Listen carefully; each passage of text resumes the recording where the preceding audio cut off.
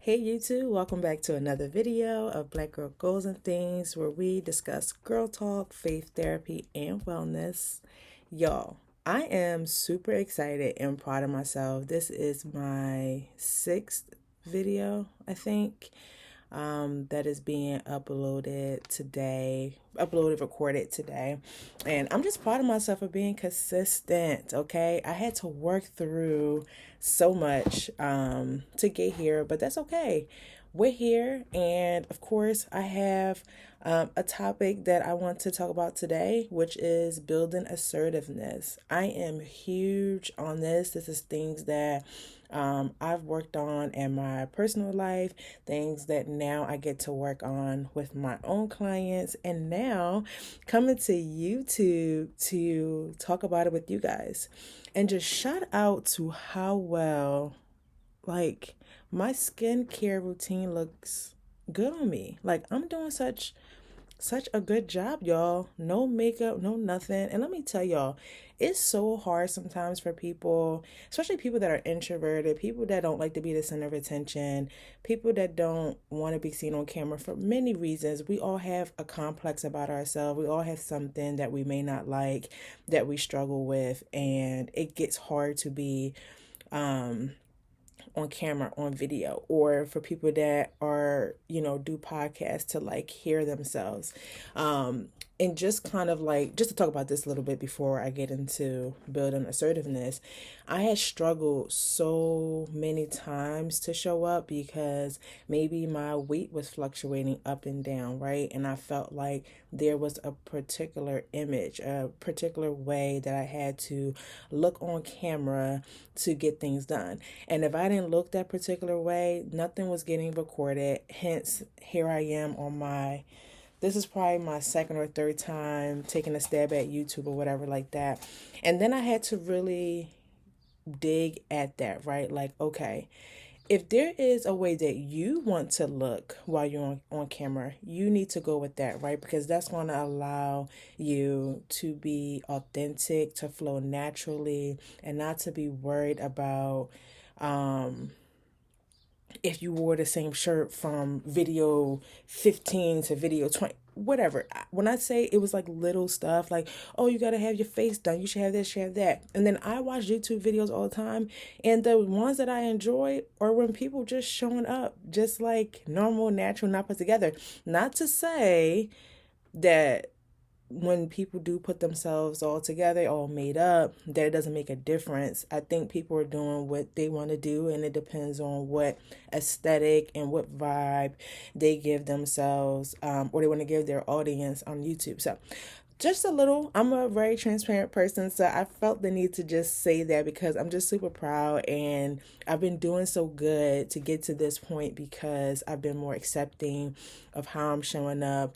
I've been choosing to show up how I want to show up. So if it's something, a way that I'm looking, a way that my curl's not curling today, or it's looking crazy, or the humidity or whatever, and I'm not going to feel like I can deliver and be my best, I'm not doing it. And that's period in my life, period. If I can't naturally be me, be authentic, and do me, I'm not showing up for it. I'm not doing it. So that kind of leads us into today's video, where we're going to be talking about building assertiveness. So you'll see me kind of look over because I have my notes that I just like got all out, and I was like, all right, like, I don't want to make my videos too long because I like to keep the attention span. But also I'm learning YouTube, and I'm learning like what's working, what's not, and I'll find my way. But I like to just keep notes because it helps me just kind of keep on track, because I can get sidetracked, start talking about something else. The next thing you know, I'm talking on here for 45 minutes like it's a session, and it's not. So okay, we're gonna get into it. So building assertiveness. There can be, have been, will probably always be some type of negativity, opinions or discussions about assertiveness. And that's based on people's definition of it and how they see it.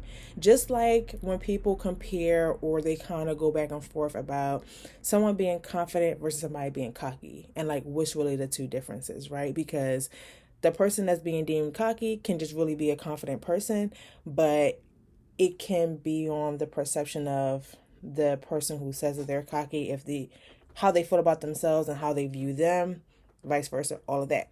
Same thing goes for assertiveness, because assertiveness is confidently, clearly expressing yourself, right? Expressing your needs, your wants, your opinions, while also being respectful of other people. Meaning, you have the space to state your needs, your opinions on something, how you view something. The other person has the same thing. Two things could be right, two things could be wrong, whatever. Nobody is above nobody and all of that, right? So when you're expressing or you're looking to be more assertive, it's rooted in confidence. It's rooted in you being grounded in who you are, fully acceptance. So often people struggle with this because they are looking for acceptance externally.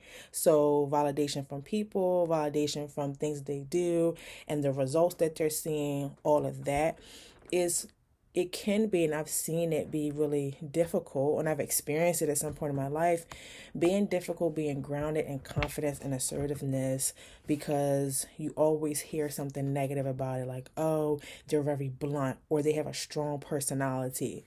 I know. Maybe somebody said it about you, or maybe you said it about somebody, or witnessed somebody saying that this person has a really strong personality. This person is just like, she's just really like in your face and all that. Not saying that we don't meet people who come off with a lot of that energy, and then some of the words that may be used as aggression and all of that. But those that are assertive, they speak their mind, they speak up for themselves. They're the people that, like, when their food comes out and that's not what they are saying, oh, excuse me, actually, this is not what I ordered.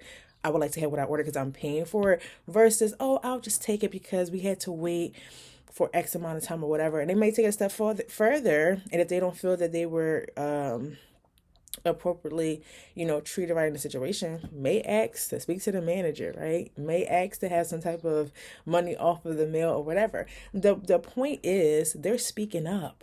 They're not, going to just let anything happen that displeases them and just let it go. Okay.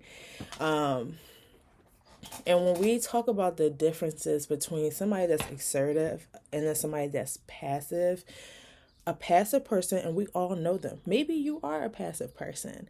These people don't like to rock the boat. If you heard that type of term before, meaning they like harmony so much so that they are willing to ensure that the other person or people or whoever feels good, nothing's disrupted with them, but they can be feeling like hell on the inside because they're people pleasing. They want to be accepted.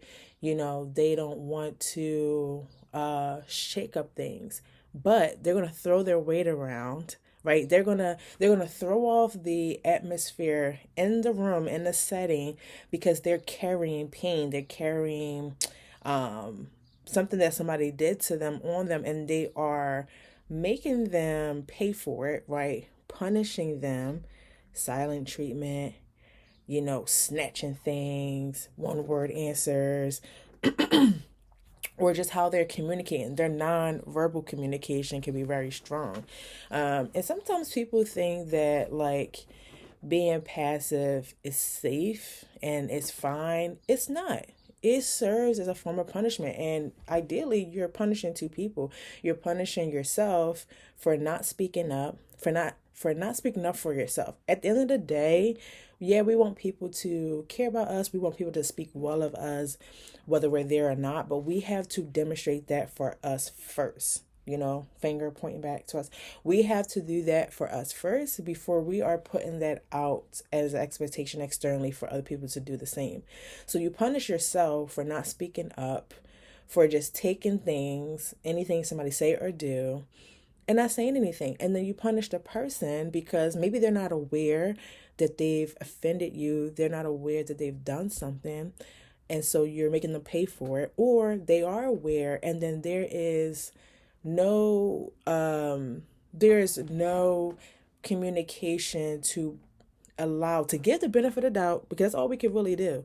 Give the person the benefit of doubt to say something, to acknowledge, to admit. And a lot of people like apologies for these reasons because they're acknowledging a fault here, maybe vow and promise not to do something again, blah blah blah. But that's kind of like with passivity, with people with passive aggression, that's typically what happens. So, benefits of being assertive, and remember, being confident, being grounded in self, accepting self, taking care of self, speaking up for self. I want you to think about all of that when you think about this word assertiveness. The benefits is improved communication and relationships. When you are assertive and you know who you are, what you want, what you need to function and be at your best self, because remember, we should be showing up and our best selves and what helps us be authentic and natural and all of that. When you do that, things run smoothly in your interpersonal relationships and your business relationships and all of those things, because people are aware of what you need. People are aware of your desires. People are aware of how things need to be for you to function, right? When those things are not discussed, especially in friendships, and I'm actually going to do probably like a whole friendship series because it's such a huge thing that I'm seeing even in my personal life and that I see in those that I provide care for. When people are not aware of expectations, they're not aware of an individual's need, whether they don't ask or they're not being told, issues arise. That's just regardless. People come together into friendship off of shared likes, maybe shared timing in life. You guys went to school together, you played a sport together, you were in, some type of extracurricular activity or something. You just come together. Nobody asks questions like, oh, do you not like this? Or, oh, do you need this? Are you this? Are you that? People don't really do that and kind of like that school age, those ages. And even when you become an adult, it has to be an intentional thing where you have to ask somebody, are you a texter? Do you like to really talk? Are you on a phone type of person? Do you like to be more in person? Do you like to go out? Where do you like to go out? You know what I'm saying? Like, do you like people in your personal space? Do you not? How often do you like somebody check? Like, there is questions and things. It's like dating in a sense. It is to get to know a person, because what happens is when there's expectations, there needs to be an agreement. When you go for a job, you interview for a job. So you're interviewing for the job, they're interviewing you, you're interviewing them, okay? And then there's an agreement. There's something that you sign off on to say, yeah, I accept on these conditions. They have their roles and they have their responsibilities and things for you, but you also need to be in agreement with that.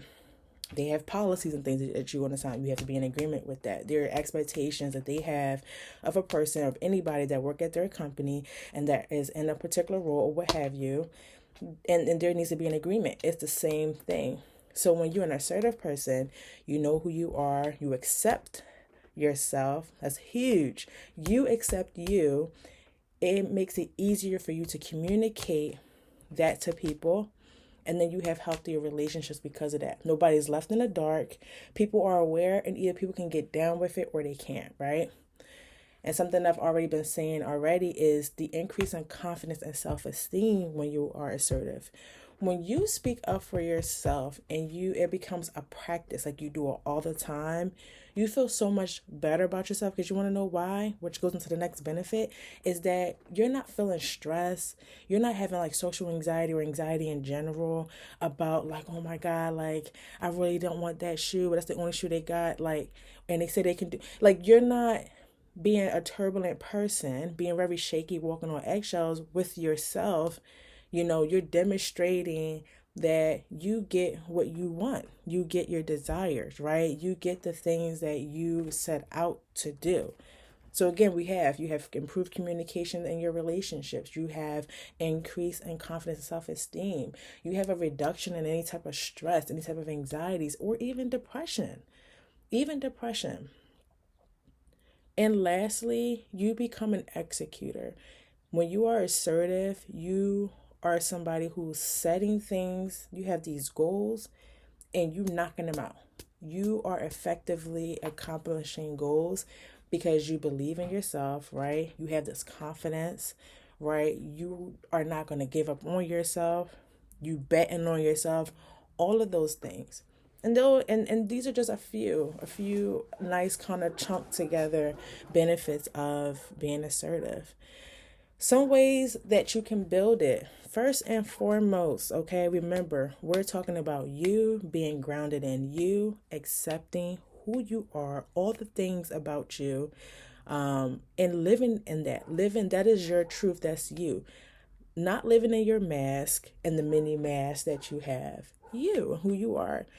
It starts by using I statements. Okay, when you use these I statements, you are, expressing your needs, your feelings directly, directly, and there's no blame of others, right? So, something is going on. I feel overwhelmed. I have too much on my plate right now, right? Somebody is calling you with their problems. I do not have the emotional capacity at this time to be a great friend and listener to you. Here's when I have it, right? Checking your nonverbal communication. Not being like this. We already know what this gives off. Not being like, and let me tell you, I am one who have been told many times that I need to watch my face. And I call it my listening face. When I'm, if I was in a classroom setting or wherever, I have a certain face. And that's in those environments. And then there is other times I have a face where, like, I've been told, like, you look mean. But it's like, I'm always thinking. I'm an introvert, very much internal processor. So a lot of times it ain't even about y'all. It's about something else but my face. But when I am in an engagement with another person, or I'm in a setting where active listening needs to take place, I need to ensure that my body, my communication, my nonverbal communication is open, is accepting, is approachable. I get like 50-50 sometimes. Some people say I'm approachable, some people say I'm not. What I found is that it depends on that person. Not saying that I'm perfect and that I may not be doing something, but I found that people that are very confident and assertive people, they don't view me as not approachable. They view me as very much approachable. And those that are not, those that are turbulent people, very kind of like, I don't know if I should say hi. They view me as not. So that's kind of been my consensus with that. But it's something that I keep at the forefront. Like, let me make sure that my facial expressions is not giving something else. And sometimes, like, if I notice that it's been going on for a while, I'll say, hey, I just want to let you know, like, I was listening to you, like, I'm not in disagreement, like, I'm just really like processing this. It's kind of like my face. Another point is the active listening, which I kind of spoke on. We have two ears and one mouth for a reason. We need to be listening more than speaking. So when you're in situations, it's very important to be listening attentively to the other person before expressing who we are. And when you think about this assertiveness topic that we're talking about, it's such a responsibility, right? You have a responsibility to yourself to ensure that you are getting what you need to function at your optimal level, right? And how we treat ourselves shows how we treat other people. Now, that could be twofold. You may say, well, I treat people really well and this. Yeah, but at what expense? Because people should see that you do the same thing for you. It shouldn't be that if you're a people pleaser, you're pleasing. People are like on this pedestal in your life, but then for you, you treat yourself trashy. That don't work.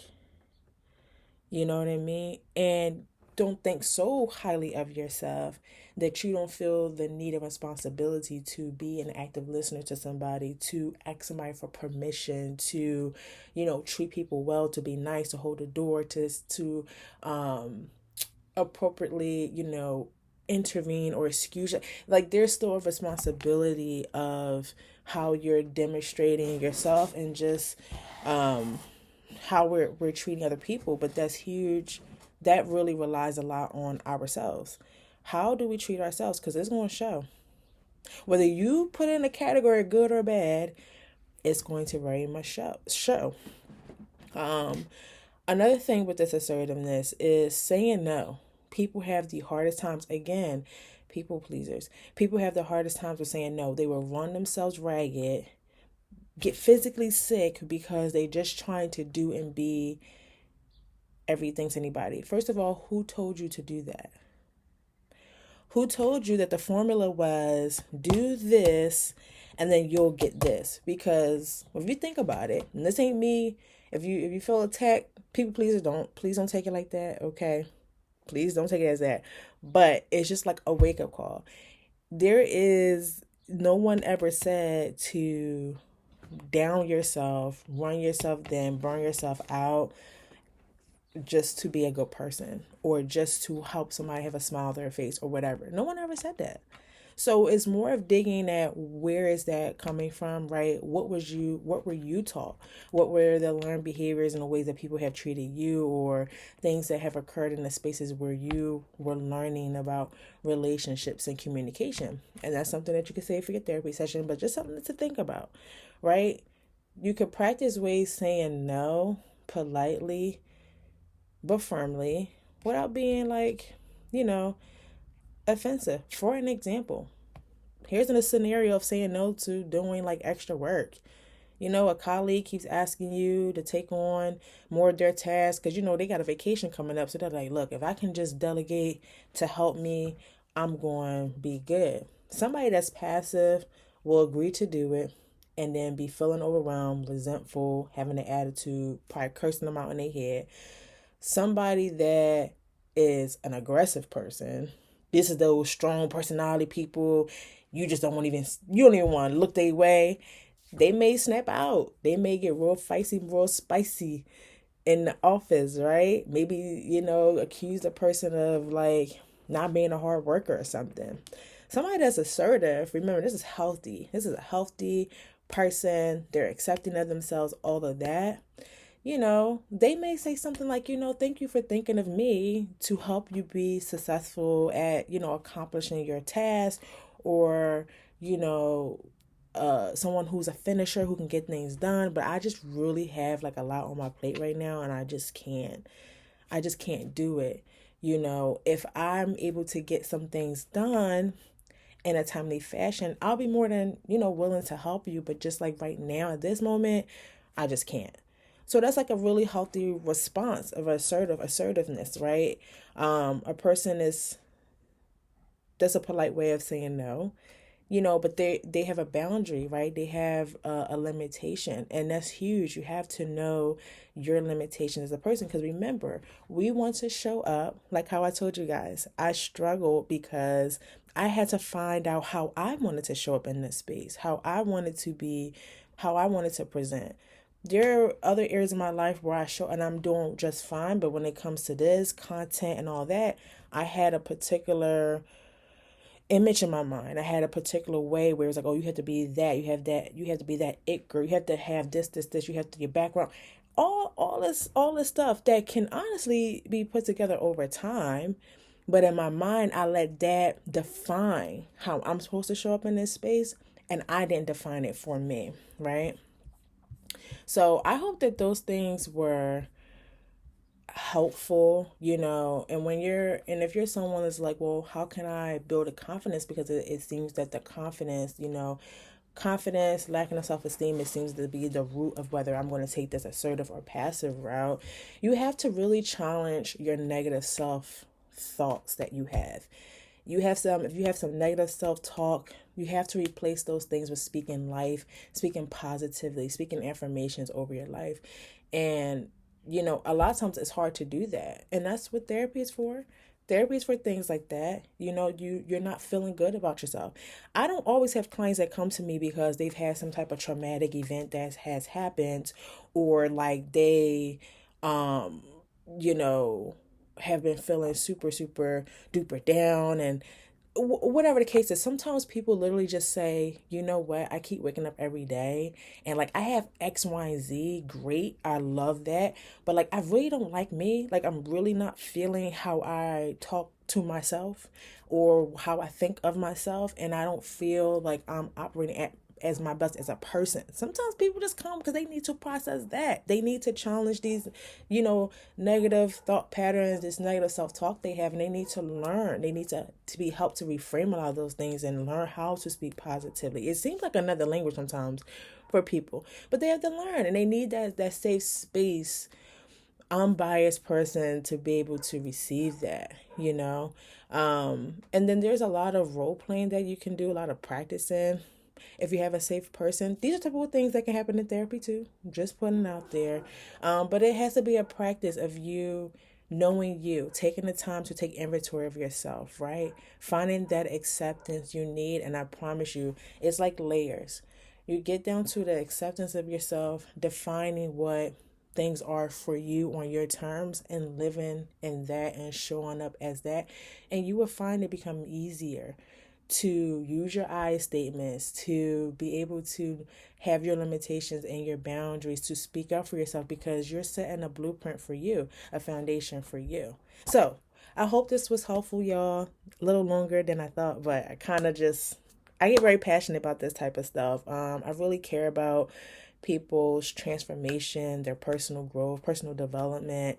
And I just love it. I have these conversations all the time. And when I thought about creating a YouTube, I'm like, oh, I had to like give myself permission. I'm like, oh, can I talk about those type of things? Like, do people want to hear that? I won't know if I don't show up and be visible and put it out there. I don't know. I can ask people all day long, what are they, my friends, my family? Of course, they're like, oh, yeah, girl, we'll watch a video because of what I mean to them and who I am to them.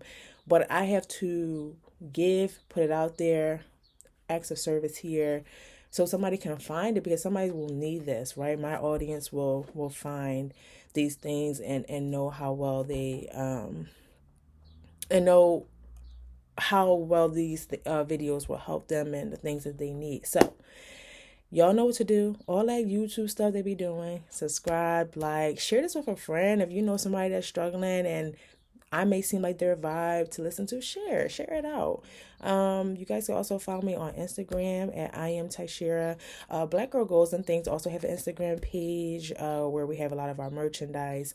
I am revamping a lot of the store, but it's so much stuff on there too for you guys to check out. And then until next time, take care of yourselves. And if you have any questions, anything that you liked about the video, whatever, share in the comments. Or if there's things that really help you, if there's something that you struggle with, put it out there. You never know who it may help as well. All right, y'all. Peace.